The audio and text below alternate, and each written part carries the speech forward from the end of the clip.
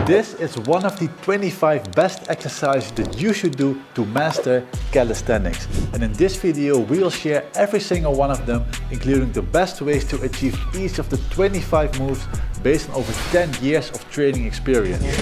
So after watching this video, you know what exercises you should do at your current level and when to move on to the next progression. Alright, we'll start with the ultra beginner exercises, also known as the calisthenics basics. The first one is the bodyweight row, one of the basics that everyone starting calisthenics should master. This horizontal pulling exercise develops the back and the biceps, and for those who can't do a chin-up or pull-up yet, this is a must-do exercise to build a good pulling foundation. But what's the most important thing a beginner should know when starting this exercise? Well, to get the most out of this exercise, you should always first engage your scapular muscles before initiating the pulling movement. So complete beginners can start with the standing row as an easier variation by performing the movement in a more upright position, and if the regular row is too easy, you can challenge yourself by doing elevated Australian pull-ups. The goal for each progression is 15 clean chest to bar reps. Alright, the next one is the bodyweight squat. Of course, you should never skip your legs. But a lot of calisthenics people don't train their legs, right? Well, a lot of them don't, but your legs are half the size of your body, which can be neglected. So the bodyweight squat is the fundamental lower body exercise every beginner should master. Although most people can perform a bodyweight squat without practice, doing a lot of reps or throwing in some holds can still be challenging and leaves your muscles very sore. For our beginners watching, if you struggle with the bodyweight squat, you can do the assisted squat where you hold on to a stable support or use resistance bands to help you with balance and stability. If you can do 15 bodyweight squats, you can challenge yourself by doing deep squats, which already prepares you for the pistol squat in a later stage of your calisthenics journey. We can't miss out on the push-up. It is the classic bodyweight exercise that strengthens the chest, the shoulders, the triceps and the core. Although this is a very important horizontal pushing exercise, I won't say it's the most important basic push exercise to master calisthenics. Alright, but which one is then? That's another one that I will dive into soon. So every beginner into calisthenics should master good form push-ups first, meaning a straight body and full range of motion, not these. Ultra beginners can start with knee push-ups, and once you've reached 15 regular push-ups, you should not simply add weights on your back to make it harder, but increase the range of motion by doing deep push-ups. This is much more effective for unlocking more advanced exercises in a later stage. Now that we have the first exercises covered, let me highlight a special equipment giveaway that we will do somewhere in this video. So make sure to keep watching to make a chance of winning this epic prize. Alright, are you ready to get a six-pack? The leg raise is one of the most fundamental core exercises in calisthenics. Next to strengthening the core and targeting the lower abs, you will also train your grip strength, which is key in calisthenics. One key tip with this exercise is to control the movement on the way down, making sure you always have eyes on your toes. This prevents you from swinging all over the place like CrossFitters doing their leg raises. But complete beginners usually cannot hang on the bar for too long, right? True. That's why they can start with knee raises, using parallel bars or leg raises on the floor.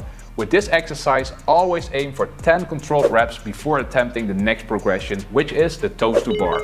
This requires some core compression strength, which you will soon learn with the L-sit. Now that we have covered the ultra beginner exercises from the first phase, let's move on to the second phase, which are the beginner exercises. But also stay tuned for the final stage, which showcases epic skills. Let's make the basics a little bit harder, introducing the parallel bar dip, a compound upper body exercise that strengthens and grows the triceps, the chest and the shoulders. But most beginners that start can do bodyweight dips, right? Yeah, I know it can be a struggle to learn them, but although you might already have the strength, it's often performed incorrectly. So therefore we always recommend starting with band assistance dips to learn the proper technique and to improve mind-muscle connection. So once you feel comfortable with bands and can do about 10 good reps, you can move on to bodyweight dips. And from our experience, you can never train the basics enough. So once you can do about 15 parallel bar dips, start incorporating weighted dips, which will significantly increase your relative strength and makes your body weight feel like featherweight. Next are the chin-ups. These are your gateway to your first taste of vertical pulling. Wait, for our beginners watching, what is vertical pulling? Well, it's when you pull yourself up in a straight line, like this. They gap the bridge between bodyweight rows and pull-ups. Okay, so chin-ups are easier than pull-ups. Yes, That's because the underhand grip position engages the biceps more and allows for a stronger contraction, making it easier to lift your body up. So when learning your first chin-up, you should use bands in order to learn the right technique and do negatives to get used to holding your own body weight. Once mastered your first chin-up, work up to 10 reps. Always make sure your chin clears the bar with each rep and fully extend your arms on the way down. Once you reach the 10 rep mark, you can start with weighted chin-ups. Do you want to get the strongest core in the room? Then start doing the hollow body hold. This core exercise was a game changer for us. It emphasizes full body tension and teaches you the right core activation for almost all calisthenics skills such as the handstand, the back lever and the front lever, which we will dive in really soon. But you know, this exercise is done wrong so many times. So what cue should beginners remember? Well, you should always keep your lower back in contact with the floor. So when you notice that you arch your lower back, you should start with the tucked hollow body hold and slowly progress by extending 1 or 2 legs. So with each progression, work up to a 60-second hold. And do you want to bring your core strength to the next level? Then start using ankle weights and let's make that core really strong. The so-called skin the cat is a valuable exercise every beginner should master. It improves shoulder mobility, strength and flexibility. It engages the core a lot and develops grip strength and coordination. Okay, but why is this cat named exercise so important?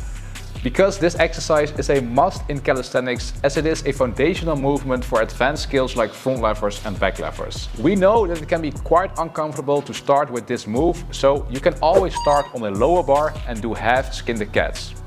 Once you get more comfortable, progress to a higher bar and do full rotations. At first you can bend your arms to get yourself up and finally try to do this move with completely straight arms and zero swinging, aiming for full body control.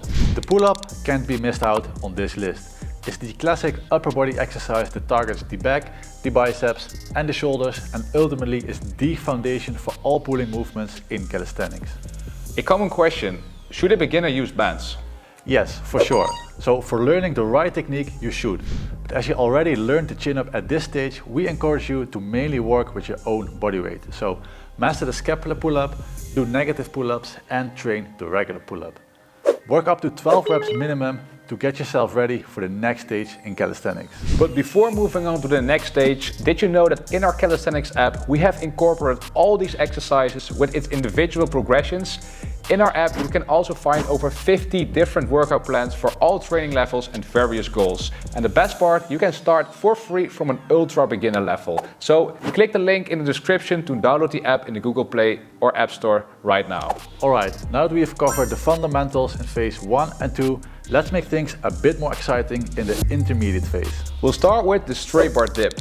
This is a variation of the regular dip performed on a straight bar. It mainly works the shoulders and triceps and is an important exercise to master. And this exercise is also the second half of the muscle up, right?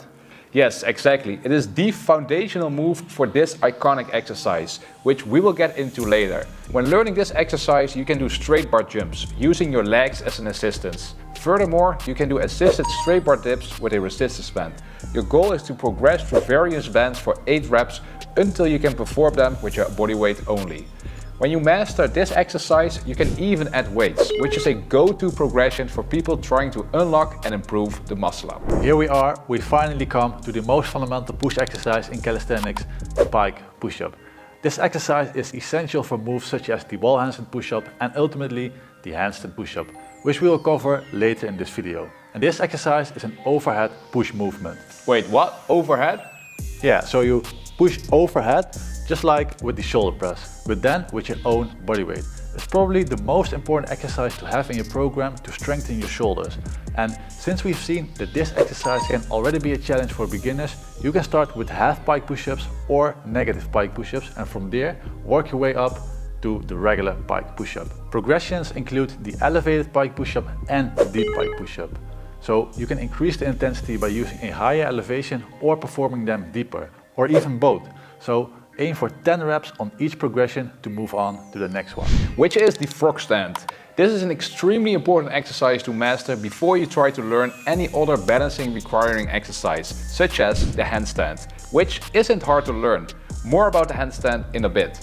The frog stand improves balance and wrist strength and even works the same muscle groups as the handstand itself. That's why we're telling all of our members to practice this exercise at an early stage. But one thing that I noticed is that a lot of people get pain in the wrist when trying this exercise. Yes, correct. That's why you can start with frog stand taps to get your wrist used to this move.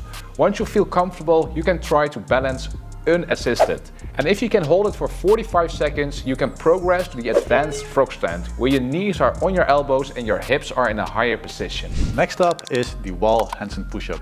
This is probably the exercise that we've practiced the most out of all exercises after mastering the pike push-up, since we both have the ultimate goal, the freestanding handstand push-up. The wall handstand push-up is so important since it's the first progression that enables you to push your complete body weight, which is a hard requirement for the freestanding handstand push-up. So when first starting with this exercise, you should do back to wall handstand push-ups and do partial range of motion. And the next step is to do full range of motions, and when you can do 6 reps of the wall handstand push-ups, you should move on to belly to wall handstand push-ups using the same progressions. Next is the L-sit. The L-sit is a crucial move to unlock during your calisthenics journey. No, not just because it looks cool, it also works on key areas that you will thank yourself later for. The first area is isometric core strength, which is necessary for all static calisthenics skills. Wait, let's explain the static calisthenics skills a little bit better for all the beginners watching. Yes, certainly. Static skills are also known as holds, because you try to hold a certain position. For example, the dragon flag, the human flag, or the front lever, which we will all discuss later in this video. The second work area with the L-sit is scapula depression strength, which will work other downward pushing movements, ranging from dips to the mighty planche. To get started with the L-sit as a beginner, you can perform them with tuck knees or with alternating straight legs. For each progression, aim for a 20-second hold. Once you master the L-sit hold, you can even practice for the V-sit. Number 15 is the pistol squat. This is an exercise that everyone should have on their goal list after mastering the regular squat. So besides that it's an impressive move to unlock, it has many benefits because it's a unilateral way of leg training, which enables you to increase your training load by 2. But wait, why is it called a pistol squat? Well, because you look like a pistol when performing the move. Hey. So furthermore, it improves balance, coordination, hip and ankle mobility, and overall leg flexibility. So to get started with this move as a beginner, we tell people to start with bar assisted pistol squats, then band assisted pistol squats, then elevated pistol squats, and once you can do 8 reps of each progression, you can ultimately move on to the full bodyweight pistol squat. And once mastered these, you can even challenge yourself by doing weighted or balancing pistol squats. Next up is the handstand. You might be surprised that this skill is in the intermediate class, but it's actually pretty doable to learn for everyone, since it doesn't require much strength, only frequent practice. Me and my brother, we learned this skill in about 3 weeks by practicing every day for 20 minutes. Do you remember? Yeah, I do. My wrist still hurt, but it was all worth it. Definitely. So when starting this exercise, we would recommend achieving a 30-second wall handstand first, and from there start practicing freestanding only. First, you want to practice falling over comfortably, and once that's no big deal anymore, it's just a matter of consistency and time until you've mastered the handstand. Progressions for the handstand are high bar handstands or even one-arm handstands. Next, the explosive pull-up is the first vertical pulling exercise that you want to practice after mastering the regular pull-up. And the goal of this exercise is to increase explosive strength, which is the #1 requirement to achieve the muscle up. Wait, but this exercise is often confused with high pull-ups, right? Yes, so with the explosive pull-up, the aim is to pull up as fast as you can, whereas with the high pull-up, the goal is to pull yourself up as high as you can. For example, chest to bar or even hips to bar. Anyway, the higher and faster you can pull up, the easier the muscle up will be. So to start with the explosive pull-up, we recommend using a resistance band first to master the technique, since it's pretty different from the regular pull-up. So once you can do 5 reps with each band, you can practice it with bodyweight only, and your focus on this exercise is not more reps, but faster and eventually higher reps. So to progress further, you can practice this exercise even with weights. Alright, now it's time to get serious. Let's dive into the exercises from the advanced phase. Next up is the back lever. For me and my brother, this was the first skill that we unlocked on a static bar. Yeah, but also the most uncomfortable one. I really hated this exercise. Yeah, true, but we see the same with all the people that we have trained. It's just the easiest one to unlock first. It's a skill that requires straight arm strength, a strong core, especially the lower back, and good shoulder mobility. So when first starting with this exercise, you should practice the tucked back lever up to a 20-second hold, together with tucked back lever raises to strengthen your shoulders. Next, you should do the same for the advanced tucked back lever. And when progressing to the single leg, the straddle and the full back lever, you should practice holds together with pulses and negatives. For each progression, you want to aim for a 10-second hold before moving on to the next one. The pseudo push-up is a variation of the regular push-up, also known as the forward lean push-up, since the goal with this exercise is to keep your hands at waist height instead of chest height. So this exercise is one of the best exercises to increase waistline pushing strength, which is required for the 90-degree handstand push-ups and even the planche, which we'll dive into in a few moments. Yes, I have done this exercise 1,000 times before unlocking the 90-degree handstand push-up. Getting started with this exercise is simple. You just start with the push-up and then lean forward for a fixed amount of distance at each progression. We always use a simple measuring tape for this. Your goal would be to do 6 reps at each progression until your hands are at your waistline. And you can even make this exercise harder by doing assisted planche push-ups, having your feet off the floor. Number 20, we have mentioned this exercise quite a lot already, the muscle up. This is probably the most iconic advanced calisthenics exercise.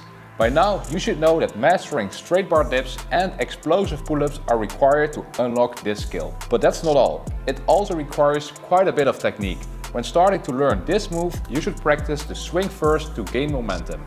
An excellent exercise for this are the tucked pulls. Once you get this down, you can start practicing the muscle up with a resistance band, aiming for 5 reps at each band. Besides assisted muscle ups, you should also do negative muscle ups and jumping muscle ups to gain specific muscle up strength using your own body weight. Once you've mastered the muscle up, you can progress to ring muscle ups, strict muscle ups, or even weighted muscle ups. We've come to the dragon flag, an exercise that you've probably seen some crazy athletes do.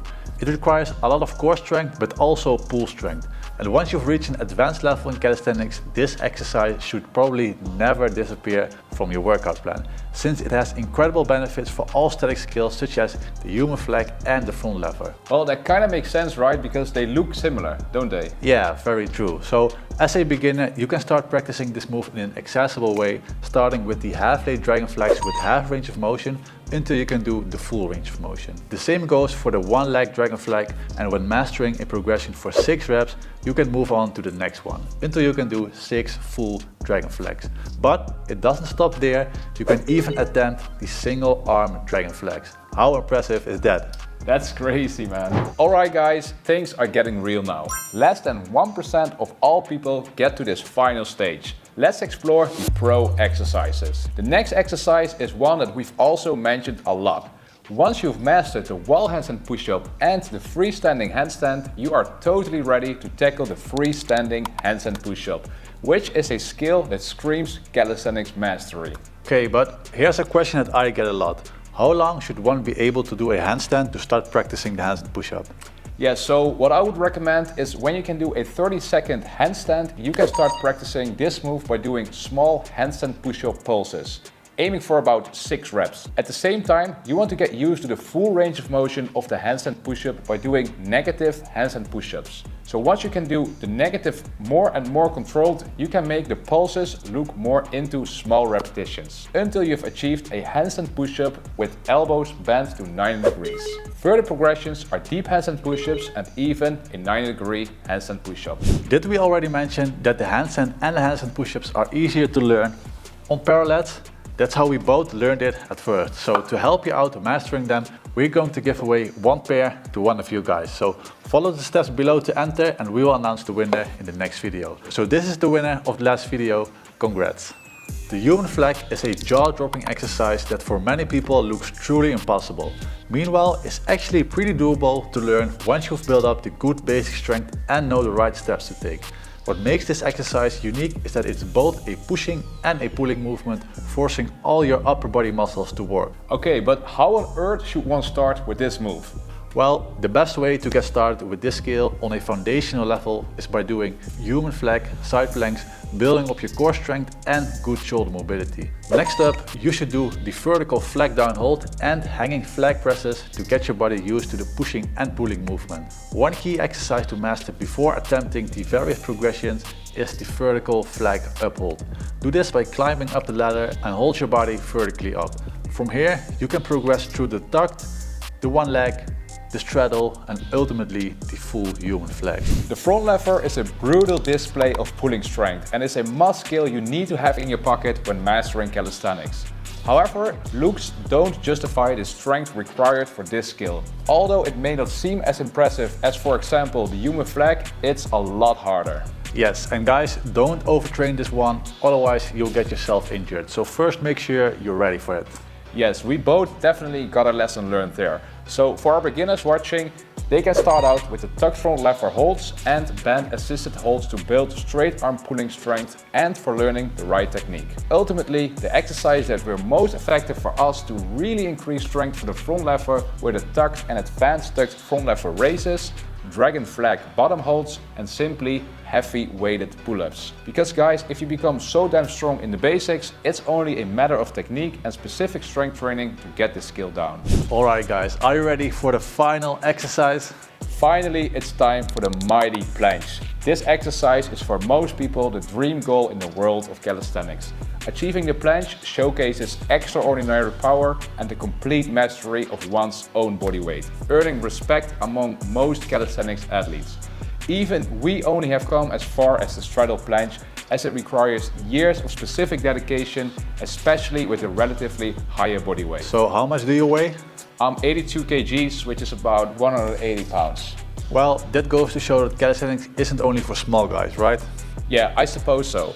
Anyway, beginners dreaming of the planche should start with tucked holds, followed by the L-sit and tucked planches. Focus on pressing the floor away as you protract and depress your scapula, creating that rounded turtle upper back. To build up your straight arm pushing strength, you should do band assisted presses and planche leans. Progress by doing advanced tucked planches, single leg planches, straddle planches and ultimately the full planche. So these were the 25 exercises that you should do to master calisthenics.